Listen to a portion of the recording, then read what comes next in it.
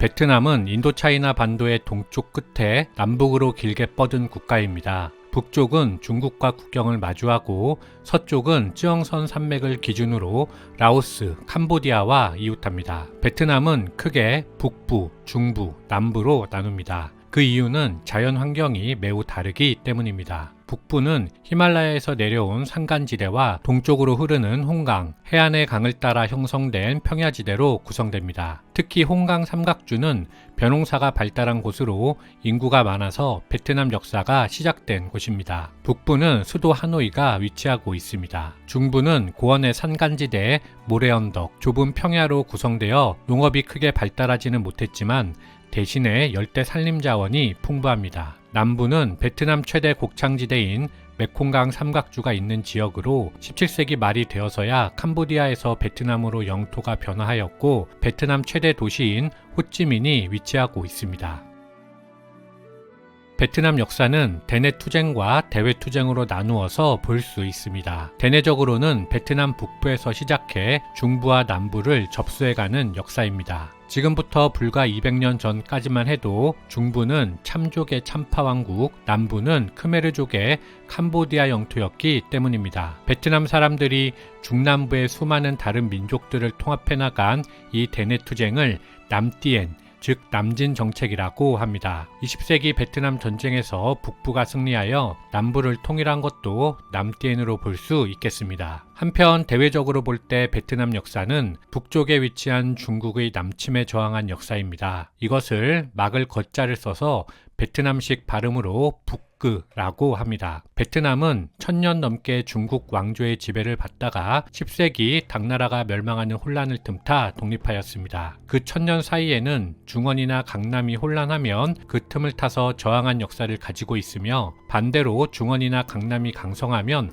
책봉을 받은 역사를 가지고 있습니다. 아울러 대항해 시대가 시작되고 19세기에 프랑스가 쳐들어오면서 다시 한번 외세의 지배를 받았는데 이에 저항한 것 역시 북구의 역사 중 일부라고 하겠습니다. 이 시기에 베트남에서는 서양의 정치 사상을 받아들여 여러 방면으로 독립운동이 일어났습니다. 그 중에서 베트남 농민에게 가장 큰 영향을 준 것은 사회주의였습니다. 따라서 베트남 전쟁 이후 베트남은 사회주의 국가가 되었습니다.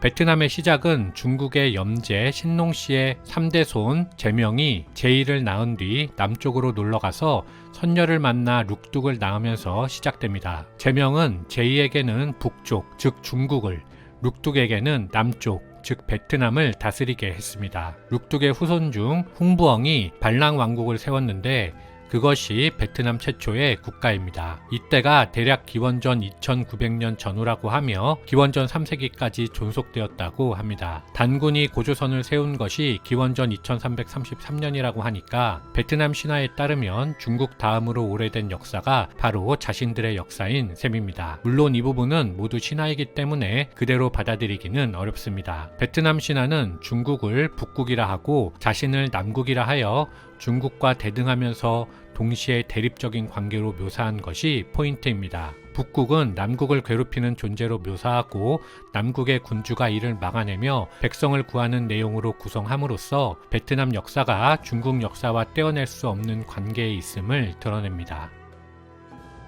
기원전 3세기 진시황은 중원을 통일한 후 중국 남부와 베트남 북부에 남해군을 비롯한 3개의 군을 설치하고 이곳에 관리를 파견하였습니다. 그 관리들 중에서 조타라는 인물이 남해군의 현령으로 부임하여 토착민인 백월을 다스렸습니다. 진시황이 사망하여 진나라가 붕괴하기 시작하자 자립을 결심한 조타는 인근의 군을 병합하여 남비엣을 세우고 스스로 무왕이라 하였습니다. 기원전 202년 한나라가 성립하자 태조 유방은 조타를 남비엣의 국왕으로 책봉하였습니다. 남비엣은 기원전 111년 한 무제에 의해 멸망하였고 무제는 9개 군을 설치하고 교지 자사부를 설치하여 베트남을 다스렸습니다. 이후 베트남은 당나라가 멸망할 때까지 계속해서 중국 왕조에 종속한 역사를 가지게 되는 것이지요. 한나라 시기의 베트남 역사는 증자매의 반란을 알아두시면 좋습니다. 전한이 왕망에 의해 흔들리던 시기에 난리를 피한 많은 한인들이 교지 자사부로 이전하였습니다. 그러자 토착 지배층의 권위가 이들에 의해서 침범되었고 토착민들은 자연스럽게 불만이 쌓였습니다. 그러던 중 교지자사부의 관리가 40년경 증짝의 남편을 살해하는 사건이 벌어졌습니다. 이에 대한 개인적인 복수심으로 증자매의 반란이 발생하였는데 이것이 당시의 사회적 불만과 맞물리면서 폭발하여 한나라에 대항하는 대규모 무장 봉기가 되었습니다. 한나라는 장수 마원을 파견하여 봉기를 진압하였는데 증 여왕의 왕국은 용감히 맞서 싸웠지만 3년 만에 반란은 진압되었습니다. 베트남은 현재에도 증자매를 기르는 행사를 개최하며 그들의 저항 정신을 높게 평가하고 있습니다. 다음으로 196년경 후한의 황제가 조조에게 의탁하며 국가가 흔들리자 교주도 군웅할거의 시기로 접어들었는데 이때 이 혼란을 수습한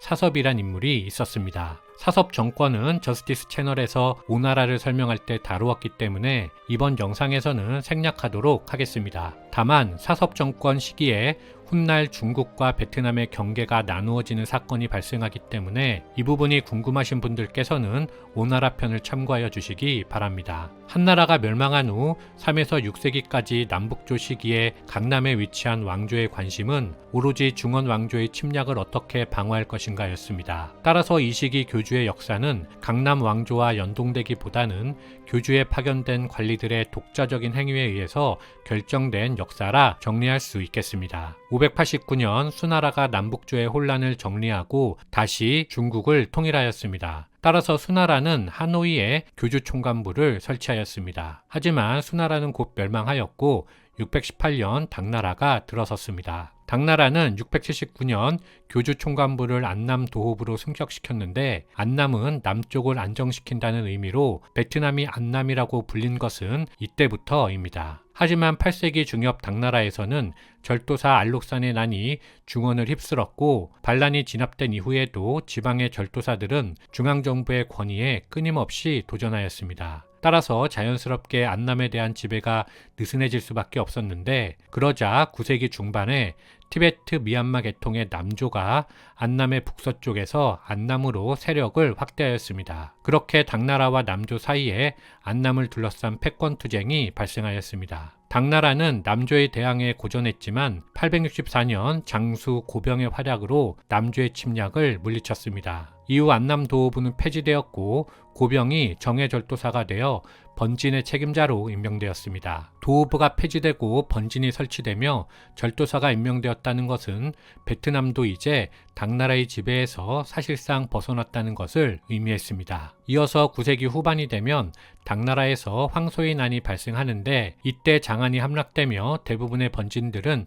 사실상 독립상태가 되었습니다. 따라서 정예절도사 자리를 두고도 다툼이 발생하였습니다. 그러다가 10세기 중반 5대 10국 남한 시기에 투쟁 끝에 스스로 정예절도사에 오른 응옥구엔이 남한과의 박단강 전투에서 승리하였습니다. 따라서 응옥구엔은 절도사 대신 스스로를 왕이라 칭하면서 응호왕조를 개창하였습니다. 이렇게 하여 베트남은 중국 왕조의 지배에서 1000년 만에 벗어날 수 있었던 것이지요. 하지만 응호왕조 역시 오래가지는 못했습니다. 70년 후 리공우원이 리 왕조를 성립시킬 때까지 응호왕조를 비롯하여 딘왕조, 레왕조가 차례로 성립하였다가 사라졌기 때문입니다. 혼란이 계속된 이유는 기본적으로 왕권 다툼이 발생했기 때문이었는데 1000년 만에 독립국가를 이루었다는 측면에서 보면 개국 초반의 왕권 다툼은 당연한 것으로 볼 수 있겠습니다. 참고로 응호왕조는 939년부터 963년까지 24년간, 딘 왕조는 968년부터 980년까지 12년간,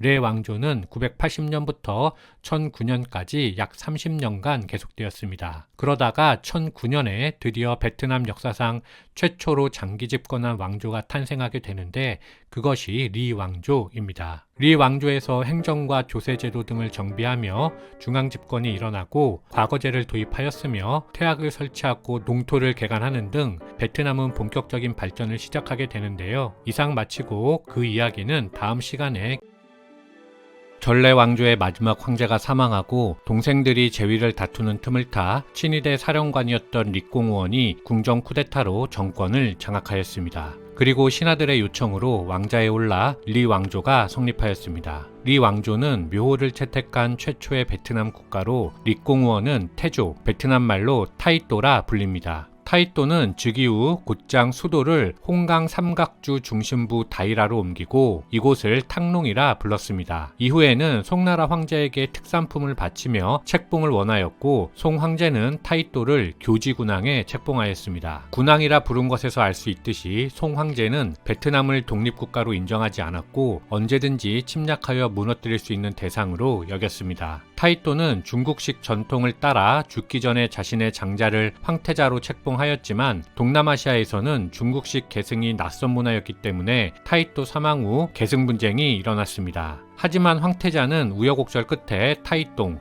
즉 태종으로 즉위하였고 그 이후 왕위는 비교적 안정적으로 이어졌습니다. 따라서 타이똥이 200년 넘는 장수왕조의 기틀을 확립한 왕입니다. 타이똥에 이어 즉위한 제3대 타인똥은 나라 이름을 다이꼬비엣에서 다이비엣으로 정하였습니다. 다이비엣, 즉 대월은 말 그대로 크고 위대한 비엣 쪽의 나라라는 뜻인데 리 왕조 이후에는 15세기 호 왕조를 제외한 모든 왕조가 다이비엣을 베트남의 정식 국명으로 사용하였습니다. 타인똥은 공자를 모신 사당을 세우고 학교를 설립하여 유학을 장려하였으며 그 가르침으로 제4대 왕에 오른 연똥은 1075년 베트남 최초로 과거제를 실시하였습니다. 그런데 연똥은 6살의 어린 나이로 즉위하였기 때문에 송나라는 이를 침략의 기회로 삼아 리 왕조를 공격하려 했습니다. 하지만 이를 알아차린 리 왕조가 1075년 10만 군사로 송나라를 선제 공격하였는데 이렇게 송월 전쟁이 발생하였습니다. 보시는 그림에서 초록색이 리 왕조의 군대이고 빨간색이 송 왕조의 군대입니다. 전쟁은 리 왕조의 장수 리 뜨엉끼엣이 송나라를 선제 공격하자 북송이 이에 반격하며 수도 탕롱 근처까지 진군하였고 협상 끝에 1077년 다이비엣과 송은 조공 책봉 관계를 유지하기로 결정하면서 전쟁을 마무리하였습니다. 이후 양국의 분쟁은 거의 일어나지 않았고 3에서 4년에 한 번씩 조공 사절이 파견되며 양국의 관계는 안정기에 접어들었습니다. 보시는 그림은 직공도인데 직공도는 중국에 오는 외국 사신의 복장이나 생김새를 표현한 그림입니다. 오른쪽이 리 왕조의 사신으로 코끼리를 끌고 가는 것을 볼 수 있으며 왼쪽은 요나라의 사신입니다.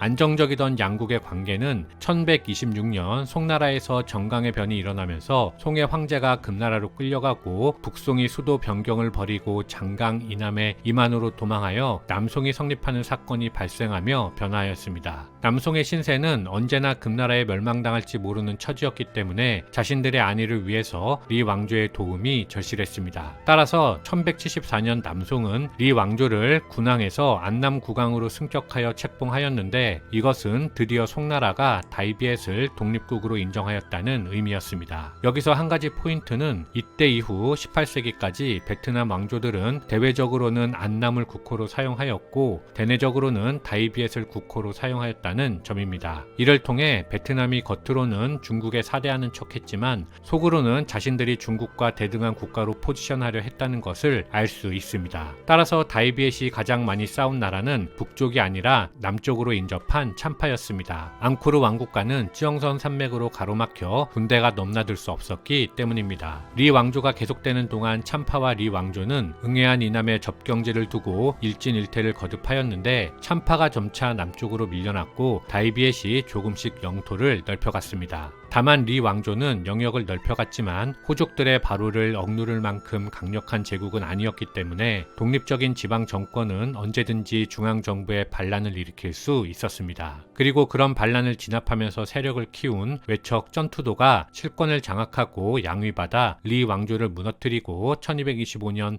전 왕조를 세웠습니다.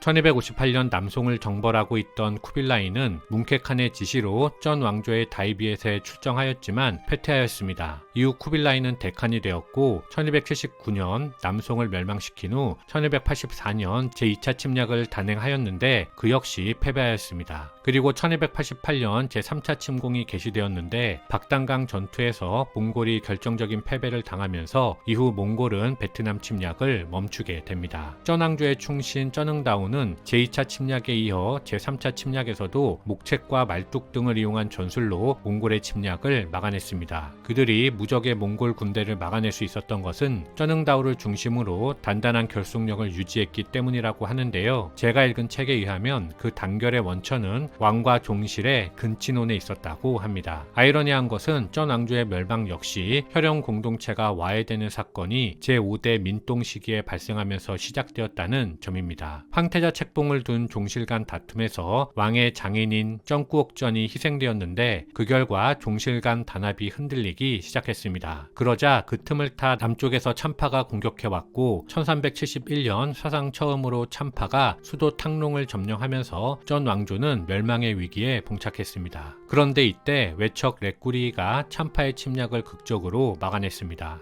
따라서 렉구이리가 제13대 쩐 소제를 폐위하며 쩐 왕조를 멸망시키고 1400년 호 왕조를 성립시켰습니다.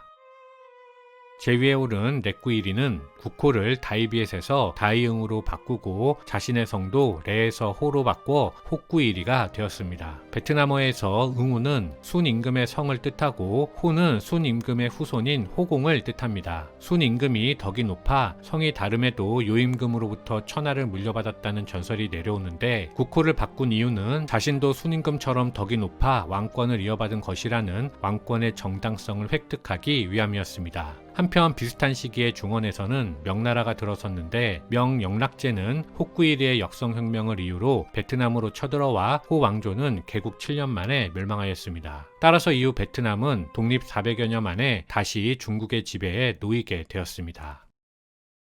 명나라에 복속한 이후 이에 맞서 10년간이나 무장봉기를 계속하던 레러이가 1427년 명나라 군대를 몰아내고 레 왕조를 개창했습니다. 국호는 다시 예전처럼 다이비엣으로 돌아갔으며 수도는 동낀으로 정하였습니다. 즉위 이후 레러이는 명나라에 사신을 보내 책봉을 요청하였고 명은 3년 후에 마지못해 레러이를 안남의 국정을 맡은 임시 통치자라는 뜻으로 권서 안남 국사로 책봉하였습니다. 타이또 레러이와 그를 이은 타이똥 시기에 레 왕조는 국가를 중국적 문화와 질서를 기준으로 만들어 가고자 하였습니다. 즉 중앙 권력은 이호, 예병, 형, 공의 6부를 통해 다스리고 지방 행정도 전국을 12도로 나누고 그 밑에 부현을 두어 유교 관리를 파견함으로써 다스렸습니다. 유교적 소양을 가진 관리를 뽑기 위한 과거 제도도 3년마다 정기적으로 시행되었는데 정기적인 과거는 베트남 역사상 최초의 일이었습니다. 또한 베트남에서 현존하는 가장 오래된 성문법인 국조형률을 만들어 유교윤리에 입각한 통치 의지도 드러냈습니다. 아울러 군사적으로는 타이똥이 1470년 10만 대군으로 남쪽의 참파를 정벌함에 따라 비자야 북쪽이 다이비엣 영역으로 편입되었습니다. 또한 서쪽의 란상 왕국도 침공하여 수도를 함락하고 조공을 받으며 레 왕조는 소제국으로서 위용을 갖추게 되었습니다. 레 왕조는 이후 제6대 히엔똥 시기까지 전성기를 유지하였는데 히엔똥 사망 후 23년간 7명이 즉위하는 대혼란이 발생하였습니다. 그러자 자연스럽게 민중봉기가 발생하여 수도 동낀을 위협했고 1527년 일시적으로 막당중이 북쪽에서 제위에 올라 막 왕조가 시작되었습니다. 하지만 레 왕조의 귀족 출신인 응우옌김 주도로 레 왕조 부흥 운동이 발생하였습니다. 응우옌김은 정권을 잡은 후 사위 찐끼엠과 그 후손들에게 실권을 넘겼고 그 이후로는 찐씨 중심의 레 왕조가 시작되었습니다. 그런데 시간이 흐르면서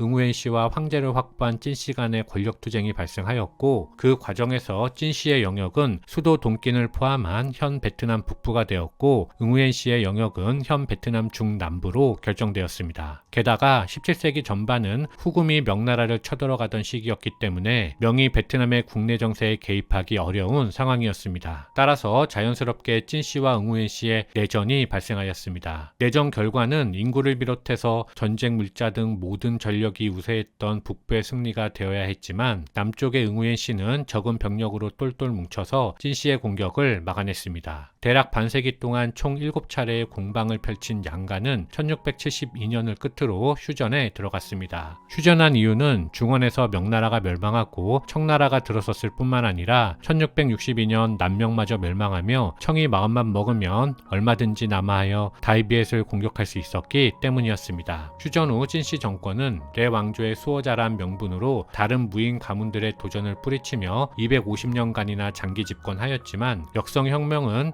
정권의 근거를 스스로 부정하는 것이었기 때문에 실행하지 못하였습니다. 반면 응우엔 씨는 남부라는 개척 대상지가 남아 있었습니다. 따라서 점차 참파의 영역을 잠식해 나갔고 17세기 말이 되면 참파 왕을 책봉하며 사실상 참파를 정복하였습니다. 응우엔 씨가 남부로 진출한 가장 큰 이유는 메콩강 삼각주가 있었기 때문이었습니다. 응우엔 씨가 조직적으로 남부를 개발한 결과 응우엔 씨는 찐 씨의 그늘에서 벗어나 독립할 수 있었습니다. 18세기 중반 응우엔 씨는 자신을 남조라 불렀는데 청나라는 남조를 래 왕조의 다이비엣과 별개의 국가로 인정하면서 이들을 광남국이라 불렀습니다. 아울러 이들을 유럽에서는 코친차이나라고 불렀죠. 남조는 독자적인 국호나 연호를 사용하지는 않았습니다. 다만 찐씨와의 차별을 위해서 유교를 통치 이념으로 두지 않고 불교를 받아들였습니다. 참족이나 크메르족도 불교를 믿었기 때문에 불교는 유교보다 남부를 통치하는 데 유리했습니다. 이렇게 베트남이 남북의 세력으로 고착화되었고 그러자 자연스럽게 양측 모두 부정부패와 가렴주구가 심해지면서 백성들은 점점 더 살기 어려워졌습니다. 이때 중부 고원지대의 떠이선에서 대규모 반란이 일어났습니다. 이를 떠이선 운동이라고 하는데 응우엔 반약, 응우엔 반르, 응우엔 반후의 삼형제가 일으킨 이 반란은 결국 응우엔 정권, 찐씨 정권은 물론 래왕조까지 모두 무너뜨리며 떠이선 왕조를 개창하기에 이릅니다.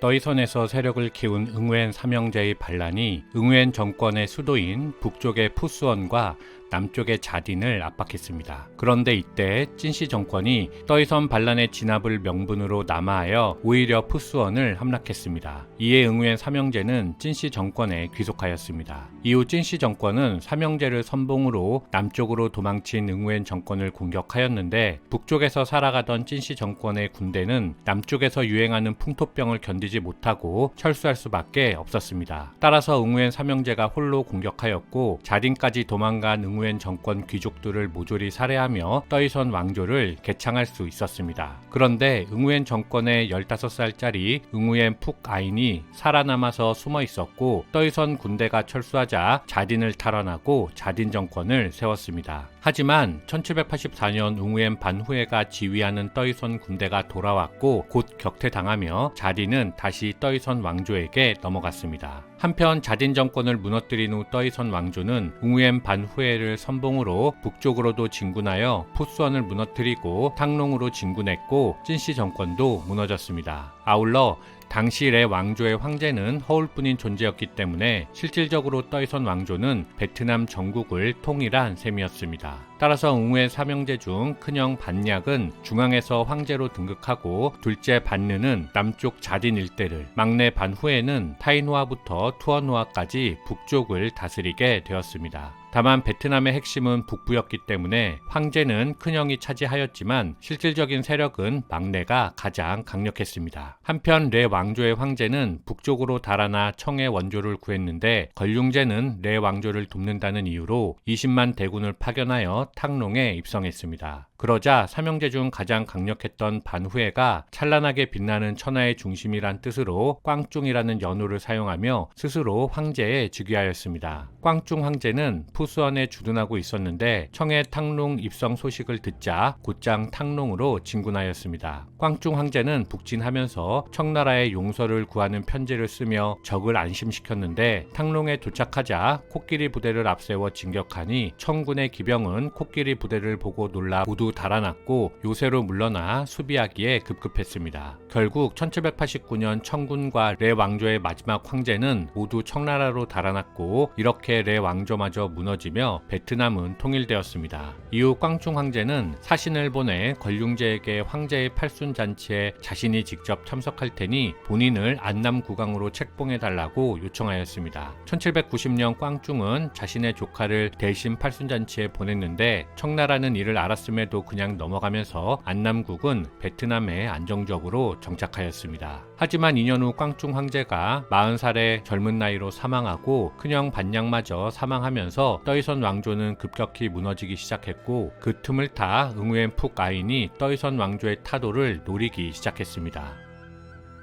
타이로 도망쳐 기회를 노리던 웅우엔 푹 아인은 삼형제의 땅이 나눠지는 혼란을 틈타 타이군과 메콩강 삼각주로 입성했었습니다. 그리고 북쪽에서 청과 전쟁을 벌이는 틈을 타 타이군과 함께 자딘을 탈환하였습니다. 이렇게 자딘 정권이 다시 출범하였는데 1790년 꽝중 황제가 사망하자 자신감을 얻은 자딘 정권은 북진을 시작했고, 북벌 10년 만에 꾸이년, 푸수원, 탕룽을 차례로 정복하며 1802년 베트남을 다시 통일했습니다. 이렇게 해서 현재의 영토와 거의 일치하는 응우엔 왕조가 출범하였습니다. 통일 후 자롱 황제는 청에 사신을 보내 국왕책봉을 요청하였고, 청나라는 응우엔 왕조에게 비엔남, 즉 월남이라는 국호를 내렸습니다. 이로써 기존에 사용하던 다이비엣은 사라지고 비엔남이라는 국명이 새롭게 생기게 되었습니다. 자롱 황제는 푸수언을 후에로 계칭하고 수도로 삼았습니다. 후에가 남부와 북부를 모두 통치하기에 유리하다고 판단했기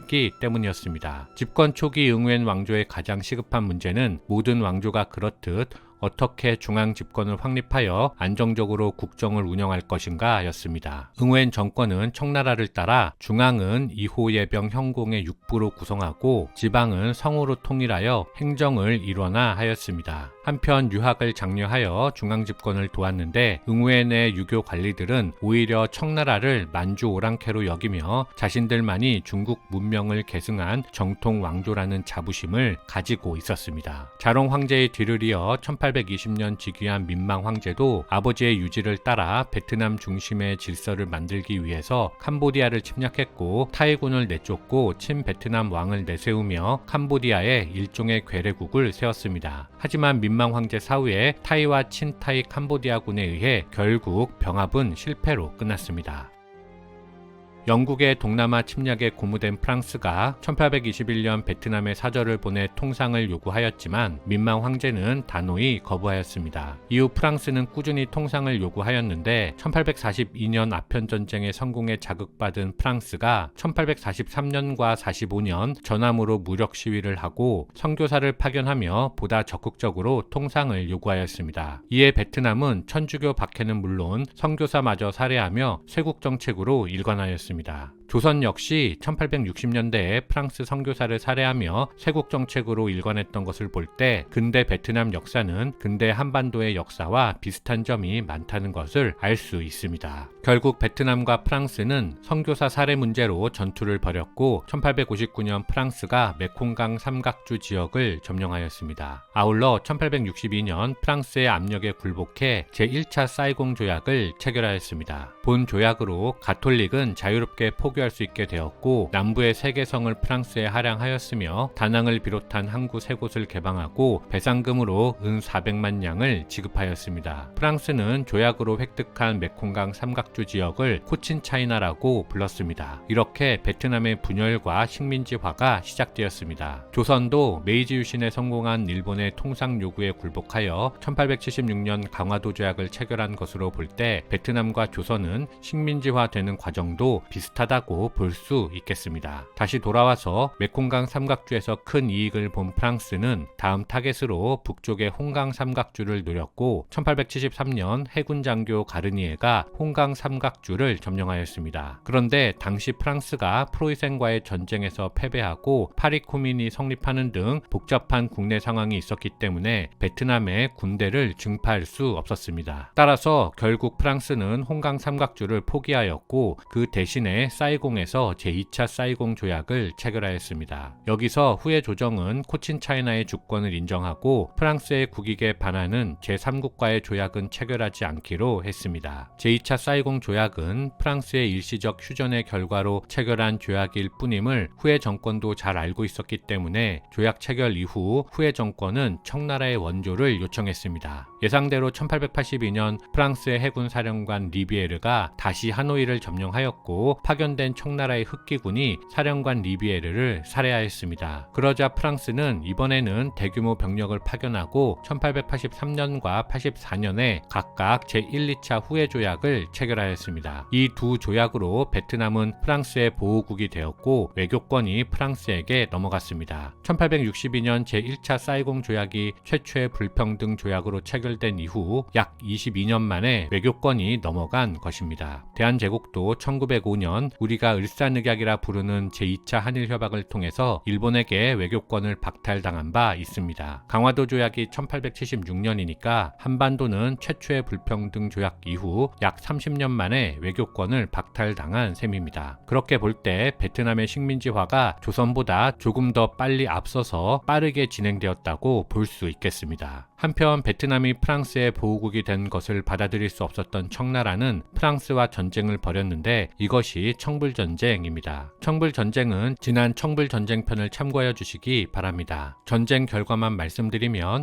양국은 천진평화조약을 체결하였고 청은 프랑스의 베트남에 대한 종주권을 인정하였습니다. 이렇게 베트남을 차지한 프랑스는 1887년 캄보디아까지 병합하며 프랑스령 인도차이나를 창설하고 총독을 파견하였습니다. 외교권을 박탈당한 후 3년 만에 국권까지 상실한 것인데요. 대한제국은 외교권 박탈 5년 후에 국권을 상실했으니 베트남이 좀 더 빠르게 식민지화가 진행되었다고 볼 수 있겠습니다. 한편 베트남을 차지한 프랑스는 남부를 코친차이나, 중부를 안남, 북부를 통킹이라 칭하며 식민지, 보호국, 보호령으로 각각 다르게 다스렸는데 그 이유는 각 지역의 사정이 각기 달랐기 때문입니다. 코친차이나에는 프랑스식 행정제도가 도입되었고 안남은 보호국으로 응우엔 왕조의 통치가 명목상으로나마 유지되었습니다. 통킹은 베트남 행정제도를 유지하는 대신 베트남인과 프랑스인이 같이 다스렸습니다.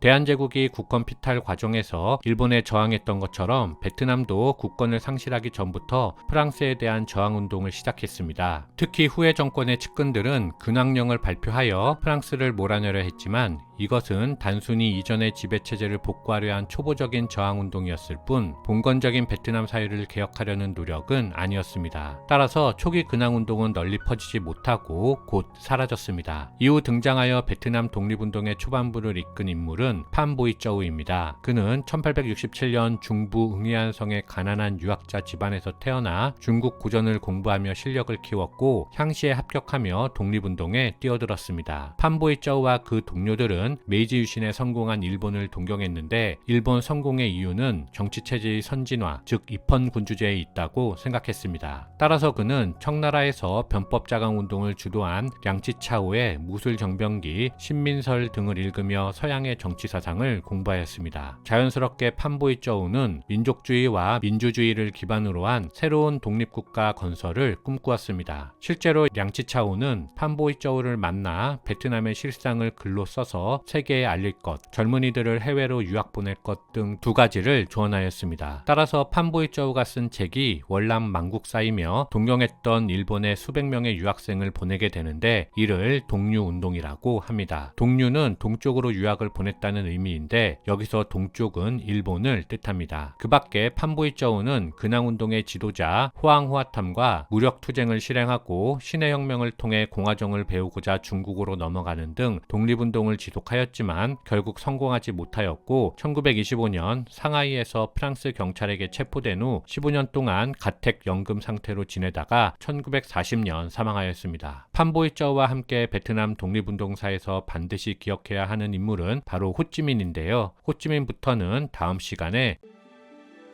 호찌민의 이름은 응우엔 신궁으로 응해안성의 가난한 학자 집안에서 태어났습니다. 어린 시절의 이름은 반드시 성공할 사람이란 뜻인 떠타인이었고 부친이 판보이쩌우와 막역한 사이였습니다. 부친과 판보이쩌우는 떠타인을 일본에 유학 보내려 했지만 떠타인은 프랑스로 가서 서양 사상을 직접 배우고 싶었습니다. 1911년 드디어 호찌민은 프랑스 상선의 주방 보조로 취직하면서 베트남을 떠나 프랑스로 입국하였습니다. 시간이 흘렀고 1919년 제1차 세계대전 전후 처리 문제를 논의한 프랑스 강화회의가 열렸습니다. 이때 떠타이는 응우엔 아이국, 즉 응우엔 애국이라는 이름을 사용하면서 강화회의에 참석하여 베트남 독립을 위한 여러 요구사항을 청원하였지만 그 누구도 그의 주장을 들어주지 않았습니다. 실망한 응우엔 아이국은 자신의 독립투쟁에 유일하게 관심을 가져준 사회주의 정당에 가입하였습니다. 하지만 서유럽 중심주의의 프랑스에서는 사회주의 활동의 한계를 느낄 수밖에 없었습니다. 따라서 1923년 사회주의 본거지라 할 수 있는 소련으로 향하였습니다. 이후 중국의 광저우와 소련의 모스크바를 오가며 베트남의 독립을 위한 단체를 세우고 청년들을 가르치는 등 활동을 계속하였습니다. 그 과정에서 응우엔 아이국은 투옥되고 석방되는 등 우여곡절을 겪게 됩니다. 그렇게 시간이 흘러 1941년 5월이 되었고 응우엔 아이국은 베트남으로 귀국하여 공산당 전체회의를 열고 프랑스와 일본이라는 두 제국주의에 맞서 민족투쟁을 실행할 베트남 독립동맹을 결성하였습니다. 이것을 줄여서 베트민이라고 부릅니다. 그해 6월 일본이 아시아태평양 전쟁을 일으켰는데 베트민은 연합국 측에 가담하여 제2차 세계대전으로 초토화된 프랑스를 대신한 일본을 상대하였습니다. 그 과정에서 응우엔 아이국은 1942년 중국의 지원을 얻기 위해 다시 중국으로 넘어갔는데 이때 호찌민이라는 가짜 신분증을 이용했습니다. 따라서 이때부터 응우엔 아이국은 호찌민이라 불리게 되었습니다. 그곳에서 국민당으로부터 독립투쟁의 지원을 약속받은 호찌민은 1944년 베트남으로 돌아왔습니다. 이듬해 일본의 원폭이 투하되었고 소련이 일본에 선전포고를 하자 기회를 틈타 베트민도 총봉기를 선포했습니다. 8월 15일 일본이 항복했고 하노이는 베트민이 장악하였으며 호찌민은 베트남 민주공화국 임시정부를 수립할 수 있었습니다. 이어서 8월 30일 명목상으로만 존재하던 응우엔 왕조의 황제 바우다이는 수만 명이 모인 후에 황성에서 임시정부 대표에게 옥세를 넘겼습니다. 이렇게 하여 1000년간 지속된 베트남 왕조 시대가 막을 내리게 되었습니다. 이를 베트남에서는 8월 혁명이라 부릅니다. 9월 2일 호찌민은 하노이의 바딘 광장에서 베트남 독립을 선언했고 임시정부라는 꼬리표를 떼어내면서 베트남 민주공화국이 베트남 내의 유일한 정부가 되었습니다.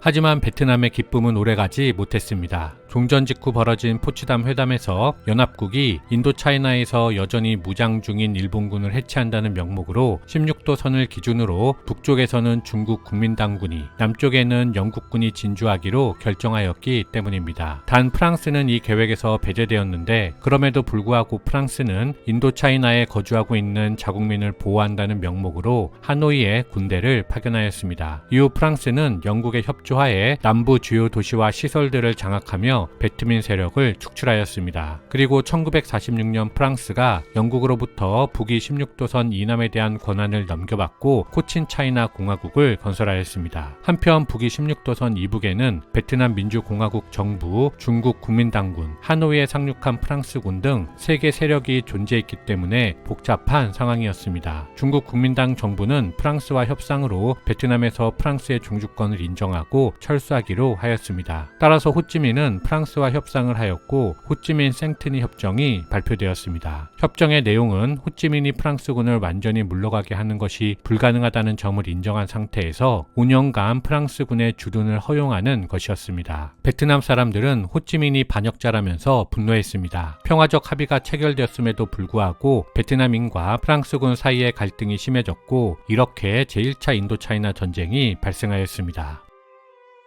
제1차 인도차이나 전쟁의 직접적인 원인은 하이퐁 사건입니다. 하이퐁 사건은 1946년 9월 프랑스 식민정부가 베트남과 상의 없이 항구 도시 하이퐁의 관세권을 빼앗으면서 발생하였습니다. 베트남 정부는 협정 위반이라며 철회를 요구했는데 프랑스는 협정 전 발생한 일이라며 요구를 거절했습니다. 이어서 11월 프랑스 해군이 하이퐁 항구로 들어오던 중국 선박을 납포하자 베트남 의용군이 프랑스 해군에게 발포하였고 프랑스 해군이 응사하였습니다. 그리고 이에 대한 보복으로 프랑스군이 하이퐁의 대대적인 공습을 단행하였는데 베트남 민간인 1천여 명이 사망하면서 하이퐁은 프랑스에게 넘어갔습니다. 그러자 베트남도 이에 대한 보복으로 하노이에 있는 프랑스군의 시설을 파괴하면서 제1차 인도차이나 전쟁이 시작되었습니다. 유명한 DMBF 전투 등 전쟁의 주요 내용은 3년 전에 제작한 인도차이나 전쟁편에 담아두었으니 궁금하신 분들께서는 참고하여 주시기 바랍니다. 했습니다. 전쟁이 마음대로 전개되지 않았던 프랑스는 1949년 응우엔 왕조의 마지막 황제로 퇴임한 후 홍콩에서 망명 생활을 하던 바오다이를 다시 불러내 베트남 남부를 아우르는 베트남국을 세웠습니다. 한편 1949년에는 중국에서 공산당이 최종 승리하여 중화인민공화국이 들어섰는데 충격을 받은 미국은 더 이상 아시아에 공산주의 국가가 생기지 않도록 프랑스를 지원하기로 결정했습니다. 반면 공산주의가 된 중국은 호찌민을 지원하였습니다. 따라서 식민지 베트남과 식민제국 프랑스의 전쟁으로 시작된 제1차 인도차이나 전쟁의 성격이 민주주의 베트남국과 공산주의 베트남 민주공화국의 대결로 변화하였는데 이것이 제1차 인도차이나 전쟁의 포인트라 하겠습니다. 그랬기 때문에 미국과 영국은 바오다이 정부를 승인한 것이고 소련과 중국은 호찌민 정부를 승인한 것입니다. 그 와중에 1950년 한국전쟁마저 발발하여 공산주의와 민주주의의 대결이 심화되자 인도차이나에 대한 미국의 군사 원조는 크게 확대되었습니다. 이렇게 양 진영의 대결로 제1차 인도차이나 전쟁은 막바지로 흘렀고 1954년 서북방 DMBM프에서 붉은 나폴레옹이라 불리던 인민군 총사령관 보응우엔 잡이 이끈 베트민군이 프랑스에 승리하였습니다. DMBM프 전투로 전세가 기울자 스위스 제네바에서 휴전협정이 체결되었고 북위 17도 임시군사분계선을 기준으로 북쪽에서는 베트민이 남쪽에서는 프랑스 연합군이 영토를 차지하기로 하였습니다. 따라서 북에서는 프랑스가 남에서는 베트민이 300일 내로 철수하기로 하였죠. 한국전쟁 이후 한반도가 절단되었던 것처럼 베트남도 제1차 인도차이나 전쟁 이후 분단되었는데 독립 이후에 있어서도 한국과 베트남은 비슷한 역사를 가지고 있다고 하겠습니다.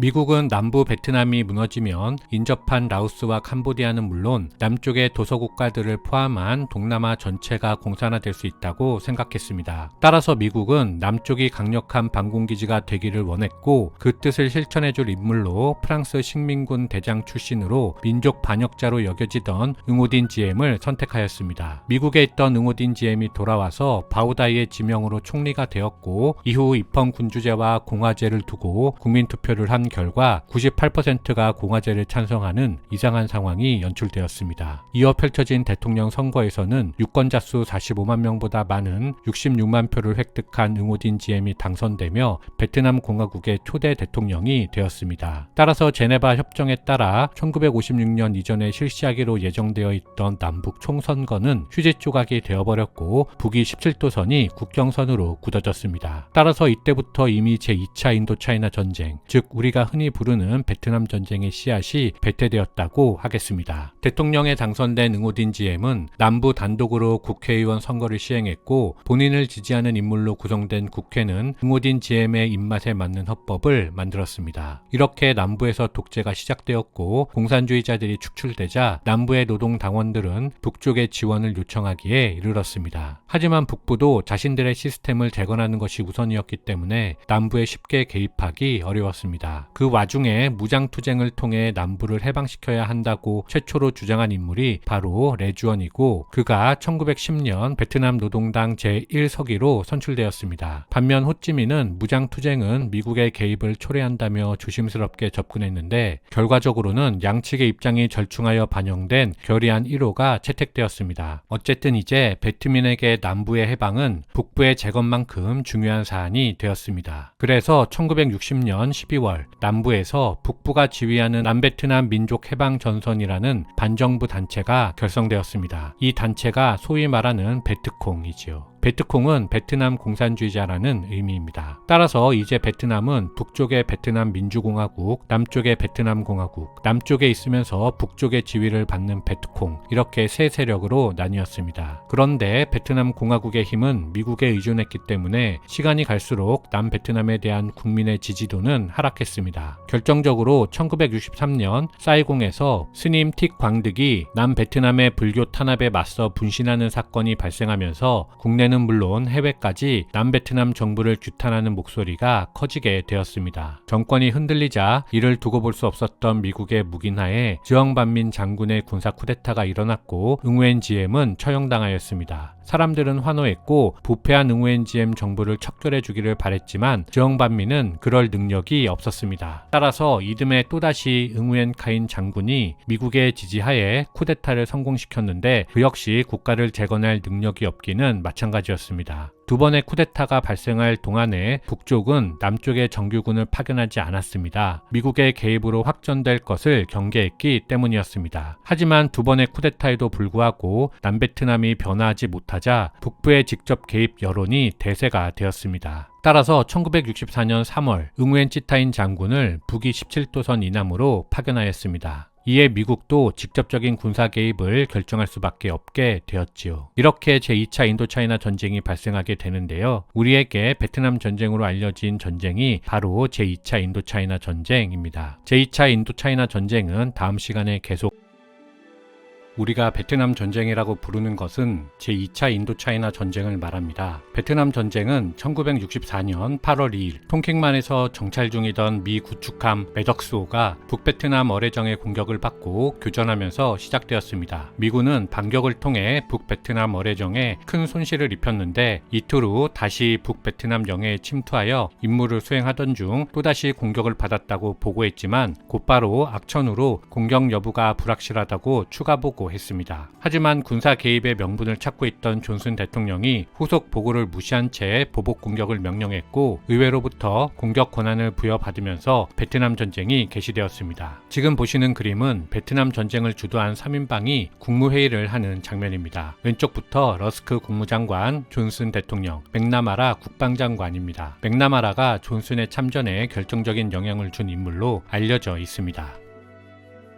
1965년 3월부터 1968년 11월까지 약 3년 8개월간 펼쳐진 공중 폭격 작전을 롤링 썬더 작전이라고 합니다. 그동안 미 항공기는 약 30만에 출격하면서 북베트남에 258만 톤의 폭탄을 퍼부었습니다. 미 공군과 해군이 제2차 세계대전에서 200만 톤, 한국전쟁에서 65만 톤을 사용한 것과 비교하면 얼마나 많은 양을 사용한 것인지 알 수 있습니다. 지금 보시는 그림은 북베트남을 폭격하는 미군의 B-52 폭격기입니다. 당시 가장 큰 폭격기로 괌이나 오키나와 미군 기지에서 베트남으로 출발해 폭격을 가하고 기지로 돌아갔습니다. 하지만 당시 기술로는 정밀한 타격이 불가능했기 때문에 타격 지점이 벗어나며 민간인의 피해는 상상을 초월할 정도로 컸습니다. 미국 정부의 공식 발표에 의하면 롤링 썬더 작전 기간 동안 북베트남에서만 민간인 3만 명이 죽었다고 하니까 실제로는 그보다 훨씬 많은 민간인이 죽었다고 볼 수 있겠습니다. 하지만 북베트남은 미국의 파상 공세에도 불구하고 롤링 썬더 기간 동안 약 30만 명의 병력을 남쪽으로 내려보내며 전투 의지를 꺾지 않았습니다. 남자는 만 18세가 되면 의무 입대해야 했는데 더 이른 나이에 입대하는 청소년이 많았고 자원 입대하는 여성들도 많았습니다. 아울러 북베트남은 군수 물자를 비롯한 생필품 등 중국의 각종 지원을 받으며 전쟁을 끊임없이 수행해 나갔고 결국 1968년 11월 롤링 썬더 작전은 실패로 끝나고 말았습니다. 하지만 4년 후에 미군의 폭격은 라오스, 캄보디아로 확대되었고 전쟁이 끝날 때까지 총 800만 톤 이상의 폭탄이 인도차이나에 퍼부어지게 되는데요. 그 내용은 뒤에서 다시 말씀드리도록 하겠습니다.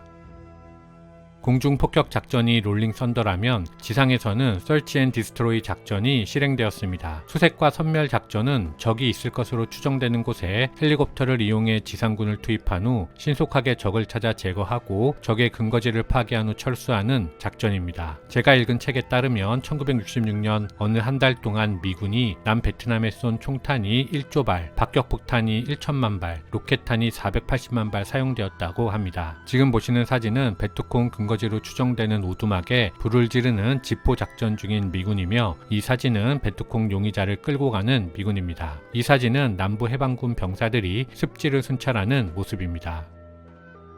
국방장관 맥나마라와 사령관 웨스트모어랜드의 작전 목표는 계속해서 보충되는 북쪽의 병력보다 더 많은 인명을 살상하여 민족 해방 전선을 무너뜨리고 북베트남의 침투를 막는 데 있었습니다. 하지만 그 목표를 끝내 이루지 못했는데 그 이유는 호찌민 루트가 있었기 때문입니다. 호찌민 루트는 군사 분계선에서 시작하여 라오스와 캄보디아를 거쳐 사이곤 근처에 이르는 병력 이동 및 군수품 운송 루트를 말합니다. 베트남 전쟁 동안 북베트남의 군을 비롯해서 베트남에서 기술자, 돌격대원들이 13,000km의 도로 그리고 1,400km의 송유관, 가스관, 수천 개의 다리를 건설했습니다. 사진을 보시면 미군 폭격으로 초토화되었지만 도로가 신속히 복구되어 트럭이 지나다니는 모습을 볼 수 있고 공습이 끝나자 병사들과 여성을 포함한 돌격대원들이 도로를 보수하는 모습을 볼 수 있습니다. 베트남에서 음력 1월 1일은 우리 설처럼 민족 최대 명절입니다. 베트남어로 떼 응우옌단이라고 하는데 줄여서 떼시라 부릅니다. 비록 전쟁 중이라 해도 떼을 전후하여 2주간은 휴전하는 것이 기존의 관례였습니다. 하지만 북베트남 노동당 지도부는 1967년 기습 효과를 최대한으로 누리기 위해서 떼을 기점으로 총공세를 펼치는 비열한 결정을 내렸습니다. 1968년 1월 31일을 기점으로 남베트남 100여 개의 도시에 일제히 공격이 시작되었는데 이를 떼 공세라고 합니다. 13개 도시와 사이공에 있는 미군 대사관까지 쳐들어갔는데 결과적으로는 미국의 방어로 떼 공세는 실패로 끝났습니다. 북베트남은 4만의 전사자가 생겼고 미군과 남베트남의 전사자는 약 9천여 명이었습니다. 기존에는 주로 농촌이나 밀림에서 전투가 벌어졌지만 떼 공세에는 시가전도 많았기 때문에 도시에 머무르던 기자들은 실제 벌어지는 전투를 취재할 수 있었습니다. 그리고 촬영본이 미국민에게 그대로 방영되었는데 대사관까지 적군이 침투하는 모습을 보고 미국인들은 큰 충격을 받았습니다. 언론은 정부의 베트남 정책을 비판했고 반전 시위대가 거리에 쏟아져 나오며 드디어 전쟁의 분위기가 바뀌었습니다. 여론에 밀린 미국은 협상에 나설 수밖에 없었고 1968년 5월 파리에서 평화협정을 위한 예비회담이 시작되었습니다. 마침 그해 미국 대통령 선거에서 공화당 닉슨이 당선되었는데 그는 베트남의 평화를 구축하겠다는 공약을 걸고 당선되었기 때문에 미국민들은 미국이 곧장 철수할 것으로 기대했습니다. 하지만 미군이 실제로 철수한 것은 닉슨이 취임하고 4년이 지난 후였습니다. 그 사이 닉슨은 북폭을 재개하고 위에서 말씀드린 것처럼 오히려 전장을 캄보디아와 라오스로 확대하였습니다. 베트남 전쟁이 제2차 인도차이나 전쟁으로 확대된 것인데요. 닉슨이 공약을 깨고 확전을 결정한 이유는 북베트남의 관심을 폭격 지점으로 유도하여 그 사이에 남베트남이 미군 없이 자립할 수 있을 만큼 강력한 군대로 양성할 시간을 벌기 위해서였습니다. 그래야 미군이 철수했을 때 남베트남 공산화를 막을 수 있기 때문이었습니다. 1969년 2월 미군 폭격기가 캄보디아 동부의 베트남 민민군 거점에 폭격을 시작했습니다. 이후 14개월 동안 무려 약 3,600번의 공습이 있었습니다. 그 과정에서 미군이 2만 명, 남북 베트남군 50만 명이 전사했으며 민간인 140만 명이 추가로 희생되었습니다. 이어서 7월이 되자 밤에서 닉슨 독트린이 발표되었습니다. 미국은 앞으로 동맹국의 전쟁에 개입하지 않을 테니 내란이나 외침이 있을 때 스스로 해결하라는 내용이었습니다. 결과적으로 북베트남이 캄보디아에 관심을 돌린 사이 남베트남 군대는 미국의 지원하에 최신 무기로 무장한 100만 대군으로 성장하였습니다. 이후 남베트남의 군사력을 시험하기 위해 라오스 침공이 시작되었는데 그 목표는 호찌민 루트를 파괴하는 것이었습니다. 작전은 실패하였고 미군 없이 남베트남군 혼자서는 북베트남을 이기기 어렵다는 사실만 확인되었습니다.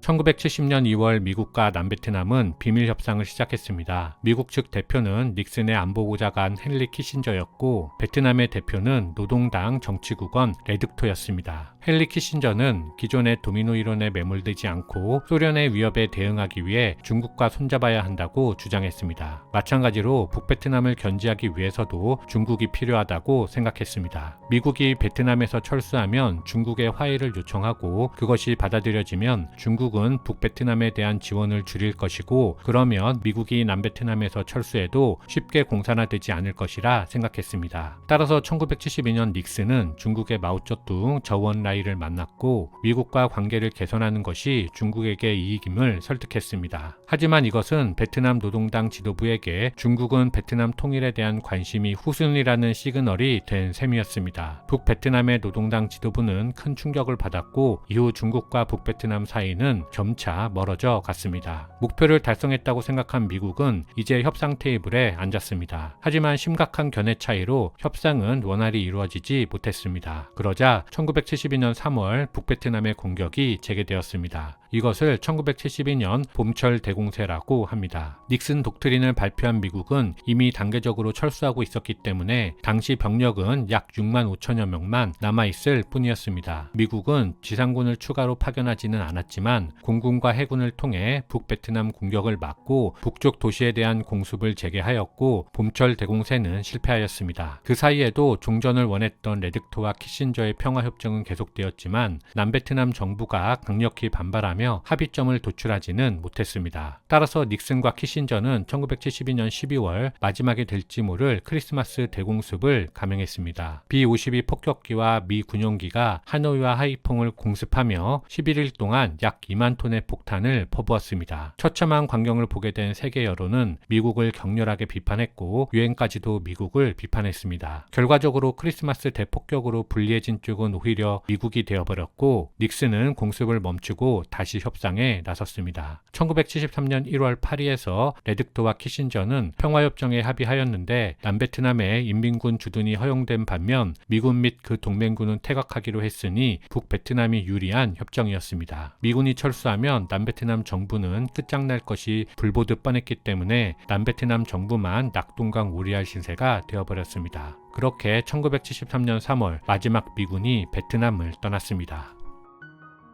이 사진은 1975년 봄철 대공세, 일명 호찌민 작전의 개시 결과로 4월 30일에 인민군 전차가 사이공 대통령궁으로 진입하는 모습입니다. 그날 오후 주영반민 대통령의 항복 선언과 투항 명령이 라디오 스피커로 방송되며 20년 동안이나 계속되어 온 전쟁이 마침내 끝났습니다. 1975년 대공세가 시작될 당시 남베트남에 존재한 인민군과 남부 해방군이 약 30만 명이었고 남베트남군은 약 110만이었습니다. 게다가 전차나 장갑차, 화포, 비행기, 헬리콥터 등 모든 장비가 남베트남이 우세했습니다. 하지만 남베트남군은 결정적으로 싸울 의지가 북베트남보다 약했기 때문에 승리할 수 없었습니다. 그 사이 미국은 워터게이트 사건으로 닉슨이 사퇴하고 포드가 대통령이 되었으며 그는 의회에 추가 원조를 요청하였지만 거부되면서 남베트남에 개입할 수 없었습니다. 북베트남이 미군 철수 후 2년을 끈 이유도 미군이 개입하지 않는다는 확신이 없었기 때문이었습니다. 보시는 사진이 사이공 시내를 행진하는 베트남 인민군의 모습입니다. 시민들 일부는 환영하고 일부는 담담하게 인민군을 바라보고 있습니다. 1976년 4월 총선이 시행되어 단일 국회가 구성되었고 7월에는 국명을 베트남 사회주의 공화국으로 결정하였습니다. 수도는 하노이가 되었고 사이공은 호찌민으로 개명되었습니다. 이제 통일 베트남의 최대 과제는 어떻게 남부를 사회주의화하는 것인가였는데 그 과정에서 제3차 인도차이나 전쟁이 발생하게 됩니다. 제3차 인도차이나 전쟁은 다음 시간에 안녕하세요, 저스티스입니다. 제3차 인도차이나 전쟁은 캄보디아, 라오스, 중국 등 베트남과 국경을 마주한 국가들이 베트남 전쟁이 끝난 후부터 1990년대 초반까지 베트남과 벌인 일련의 전쟁을 말합니다. 그 중에서 베트남 캄보디아 전쟁, 베트남 중국 전쟁이 두 가지 메인 전쟁입니다. 그 밖에 베트남의 태국 국경 습격이나 라오스 내란을 포함하기도 하는데 이번 영상에서는 가장 큰 다툼인 베트남과 캄보디아 중국의 전쟁을 간략히 살펴보도록 하겠습니다.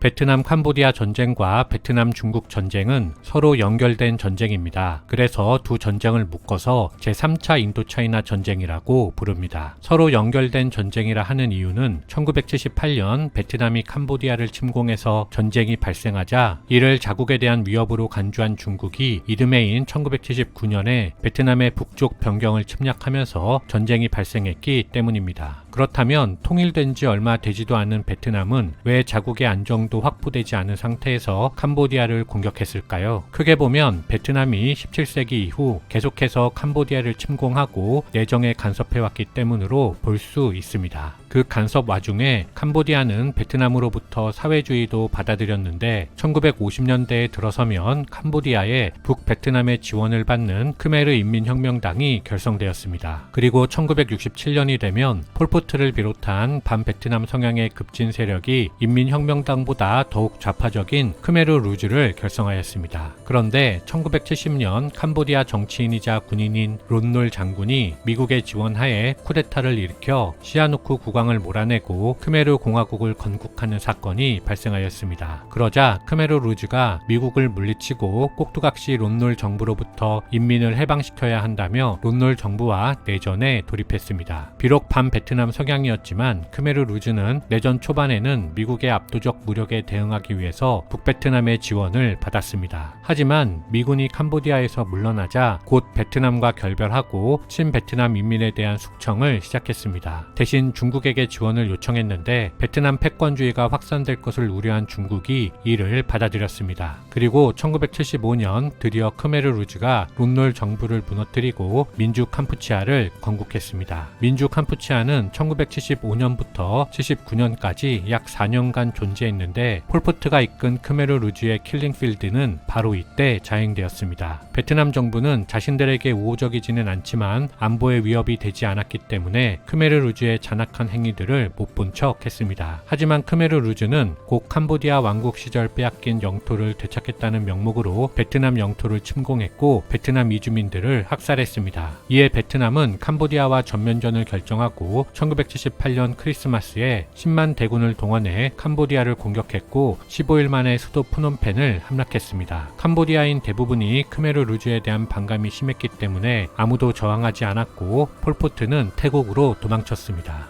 이제 캄보디아의 친베트남 인사들로 구성된 캄푸치아 인민공화국이 건국되었습니다. 하지만 중국은 이것이 인도차이나에서 베트남 패권주의의 발현으로 보고 미국의 암묵적 지지하에 베트남 침공을 결정했습니다. 이렇게 중얼전쟁이 시작되었습니다. 1979년 2월 중국은 50만 대군으로 베트남 북부 변경의 일부를 점령했지만 베트남 수비대와 민병대 역시 반격을 가했습니다. 중국은 개전 한 달 만에 일방적으로 자국의 승리를 선언한 뒤 철군했습니다. 이에 대해 베트남도 자국의 승리를 선언했습니다. 중국 측에서는 전쟁을 통해 캄보디아에 있는 베트남군을 철수시킨다는 최종 목표를 달성하지는 못했습니다. 하지만 베트남이 북쪽 변경에 많은 군대를 배치하게 하였고 전투가 모두 베트남 영토에서 발생했기 때문에 일적 물적 피해는 베트남이 훨씬 큰 전쟁이었습니다. 아울러 베트남은 캄보디아에 세운 친베트남 정권을 보호하기 위해서도 캄보디아에 엄청난 병력을 주둔시켜야만 했는데 이것은 이후 베트남 경제 성장에 엄청난 부담을 안겨주었습니다. 게다가 중국이 캄보디아에 존재하는 베트남 괴뢰 정권을 인도차이나에 대한 베트남 패권주의로 설명함에 따라 서유럽 국가들이 베트남 원조를 중단하였고 기타 국가들과도 교류할 수 없게 되었습니다. 따라서 베트남이 의지할 수 있는 곳은 소련과 그 동맹국들 뿐이었지요. 이것이 베트남 입장에서는 펼쳐진 모든 전쟁에서 승리하고도 경제 발전으로 이어질 수 없었던 이유입니다.